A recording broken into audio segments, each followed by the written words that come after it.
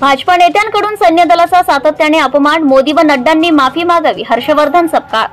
Operation सिंदूरच्या यशानंतर देशभरात भारतीय सैन्य दलाच्या पराक्रमाचं कौतुक होत असतानाही भारतीय जनता पक्षाचे काही नेते जाणीवपूर्वक सैन्य दलाचा अवमान करत आहेत, असा गंभीर आरोप महाराष्ट्र प्रदेश काँग्रेस अध्यक्ष हर्षवर्धन सपकाळ यांनी केलाय। त्यांनी पंतप्रधान नरेंद्र मोदी आणि भाजपाचे अध्यक्ष जे.पी. नड्डा यांनी या प्रकरणी देशाची जाहीर माफी मागावी अशी मागणी केली आहे। टिळक भवन येथे घेतलेल्या पत्रकार परिषदेत बोलताना सपकाळ म्हणाले, मध्य प्रदेशचे मंत्री विजय शाह यांनी कर्नल सोफिया कुरेशी यांच्याबाबत चीड आणणारे विधान केले। त्यानंतर उपमुख्यमंत्री जगदीश देवरा यांनी संपूर्ण देश, सैन्य आणि सैनिक मोदींच्या चरणी नतमस्तक आहेत असे विधान करून भारतीय सैन्याच्या शौर्याचा आणि सन्मानाचा घोर अपमान केला आहे।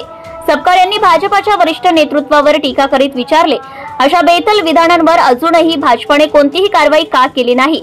मोदी, अमित शहा आणि नड्डा यांचा यावर मौन का? जनता हा अपमान सहन करणार नाही। विजय शाह व जगदीश देवरा यांच्यावर राष्ट्रद्रोहाचा गुन्हा दाखल करावा आणि अशा विकृत मानसिकतेच्या नेत्यांना वेड्याच्या इस्पितळात भरती करावी अशी संतप्त मागणीही त्यांनी केली आहे।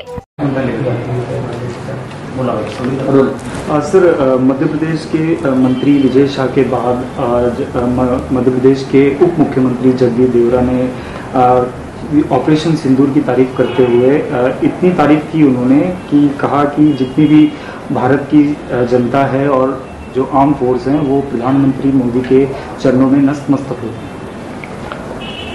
जैसे कि ये सिलसिला जो है बकवास करने का जो सिलसिला है भाजपाई बहुत लंबे समय से करते आ रहे हैं और हर बार झूठ बोलो, बार बार बोलो, ये उनका तरीका है। ऑपरेशन सिंदूर पर देश को फक्र है।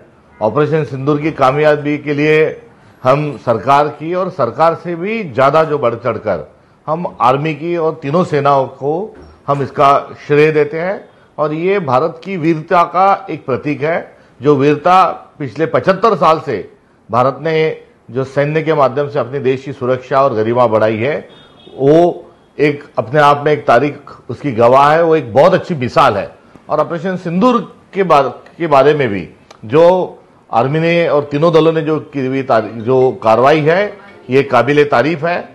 और इसको कामयाब होने के लिए जो प्रेस कॉन्फ्रेंस वहां पर जो हुई, उसमें जो बैलेंस रखा गया वो भी काबिले तारीफ है। मगर ऐसा सब करने के बावजूद शाह नाम का एक मूर्ख आदमी आकर बहुत ही गैर जिम्मेदाराना, घिनौना और उसके साथ साथ एक कानूनन तौर पे संगीन स्वरूप का एक गुनाह करता है और उसको लेकर 48 घंटे के बाद भी उसको बर्खास्त किया नहीं जाता। बहुत ही जो जल्दबाजी में ऐसी कार्रवाई कर दी जाती है कि जिसका कोई मतलब नहीं। जो राष्ट्रद्रोह का मामला है उसको एक तरफ दबाने का काम ये भाजपा ही कर रहे हैं। उनके बारे में कोई बयान किसी का नहीं, उसके लिए शर्मसार देश महसूस कर रहा है, मगर भाजपा की तरफ से कोई उसका जवाब नहीं दे रहा है। और ऐसा जब चल रहा था तभी दूसरे जो मंत्री है वो मंत्री कहते हैं कि सेना के जो आला कमान है, सेना के जो प्रमुख है वो नतमस्तक हो रहे हैं। ये क्या लगाया है? देश की गरिमा कहाँ है? आर्मी के अफसर के सर के ऊपर जो हमारा भारत देश का जो प्रतीक होता है उसको झुकाने की बात करती, इनको शर्म आना चाहिए। ये विकृत मानसिकता के लोग भाजपा में कूट कर भरे हैं और इनकी विकृतता जो है वो फूट फूट कर सामने आ रही है। और ऐसे जो बयान करता है उसको, बयान वाले को उसको प्रमोशन देने का भी एक रिवाज ये भाजपा में है। इसलिए बार बार झूठ बोलते हुए बार बार शर्मसार देश को महसूस करते हैं। शाह का जो मामला था वो तो बिल्कुल देशद्रोह का मामला था ही था, मगर उसके साथ साथ ये नया जो विकृत बयान आया है ये भी ही देशद्रोह है। इसके लिए उनको भी तत्काल स्वरूप में बर्खास्त कर दिया जाए। और अभी राष्ट्र का अपमान हो रहा है, देश का अपमान हो रहा है, और राष्ट्र का और देश का अपमान जब हो रहा है तो मोदी जी आप चुप क्यों हो? उनके पार्टी के जो अध्यक्ष हैं नड्डा जी, आप चुप क्यों हो? अभी इनको माफी मांगने से नहीं जब जमेगा, अभी मोदी जी ने और नड्डा जी ने इसकी माफी मांगना चाहिए। और ये दो जो विकृत जो लोग हैं इनको तत्काल स्वरूप में आगरा के मेंटल हॉस्पिटल में डालना है, नागपुर के डालना है या कहीं और उपचार के लिए भेजना है, उसका बारे में वो कॉल ले। मगर मानसिक तौर पर वो यदि बीमार है तो उनको पागल खाने में डाले और जानबूझकर वो इस प्रकार से स्टेटमेंट करते हैं तो उनको सलाखे के पीछे डालना चाहिए और राष्ट्रद्रोह का उन पर जो है मुकदमा दर्ज होना चाहिए। क्या वजह लगती है इस तरह की स्टेटमेंट देने की? आपको क्या पीछे मानसिकता लगती है? इसके पीछे की मानसिकता साफ है। ये इनका इस देश के सेना पर इनका भरोसा नहीं, इस देश की व्यवस्था पर इनका भरोसा नहीं, इस देश की जनता पर इनको भरोसा नहीं, जो सामुदायिक शक्ति है इस शक्ति पर इनका विश्वास नहीं, भारत की उच्च परंपरा और संस्कृति पर इनका विश्वास नहीं।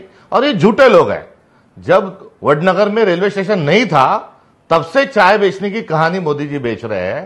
स्कूल में जाते समय मगरमच्छ के पीठ पर पैर लगकर उछलते उछलते जाने की कहानी ये बता रहे हैं। यहां तक की बात तो हंसकर टालने जैसी थी, मगर अब नहीं, ये जो कहानी ला रहे हैं ये बर्दाश्त से बाहर है। सर एक और सवाल जानना चाहेंगे, समाजवादी पार्टी के नेता हैं और एमपी भी हैं रामगोपाल यादव, अखिलेश यादव के चाचा भी कह सकते हैं, और जिस प्रकार से उन्होंने हमने देखा कि ऑपरेशन सिंदूर जो विंग कमांडर थी महिला जो थी व्योमिका सिंह, उनको लेकर रामगोपाल यादव ने एक बयान दिया, उनकी जाति को लेकर सवाल उठाया, उनके बयान को जो तीनों लोगों ने जो बात रखी वो राष्ट्र के नाते रखी। उनकी जाति, उनकी धर्म उनका क्या था ये कोई पूछने की जरूरत नहीं थी। वो भारतीय थे, भारत माता के सुपूत थे और उन्होंने भारत की जीत जो है वो सबके सामने रखी। तो इस प्रकार से गैर जरूरी जो बयान है ये करने की किसी को आवश्यकता नहीं।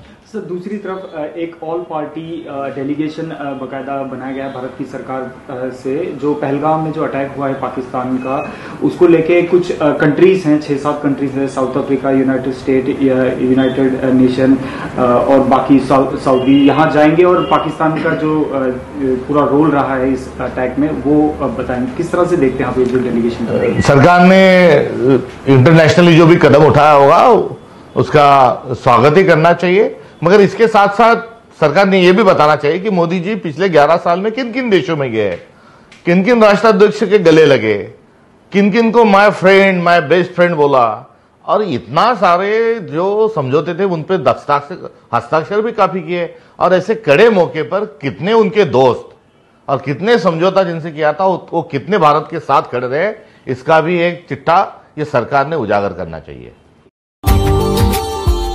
Subscribe now and press the bell icon. Never miss an update.